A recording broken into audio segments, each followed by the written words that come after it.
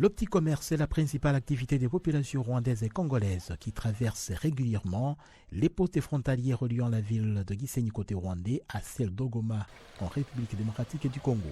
Et les déplore tout de même les relations tendues entre les deux pays. Dans ce climat de méfiance, leur commerce ne rapporte plus comme avant. Actuellement, le commerce va très mal. Avant, je vendais des oignons et du piment dans mon petit commerce, mais ça ne marche pas. Tu viens ici avec peu d'argent et au marché, les prix sont élevés. Tu achètes un sac d'oignons à 150 000 francs pour le vendre à 100 000 francs en arrivant au Congo. Comme ça, nous ne gagnons rien. Il y a des conséquences. Au Congo, on nous exige des pièces qui ne l'étaient pas dans le temps. Par exemple, nous qui sommes en situation d'handicap, nous faisons le transport des marchandises aller-retour, mais on nous demande des permis de séjour.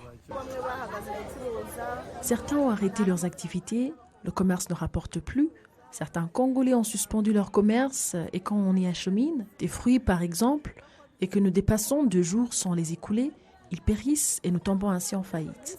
Face à cette situation, certaines organisations se mobilisent pour assister ceux qui font le commerce transfrontalier et les populations vulnérables qui traversent les frontières. Au niveau des frontières, il y a souvent des problèmes et il peut arriver que vous avez votre locataire au Rwanda et un jour vous vous réveillez, vous trouvez qu'il n'est plus à la maison, il est parti à payer vos loyers.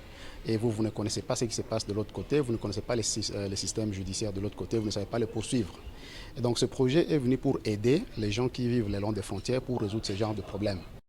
Les organisations qui appuient les populations avoisinant les frontières souhaitent que les deux pays normalisent leurs relations, car la vie des populations en dépend largement. Il y a des tensions politiques que nous connaissons tous, mais comme on l'a dit, les communautés rwandaises et congolaises continuent à interagir, que ce soit au niveau économique, même social. Nous voulons vraiment réduire les tensions, contribuer à la paix dans les deux pays.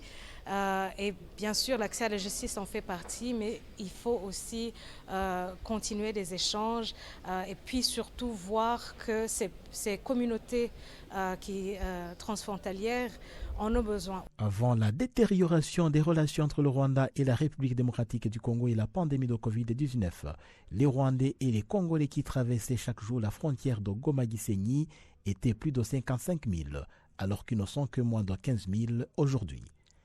Jean Damascene Manishimwe pour VOA Afrique, Kigali.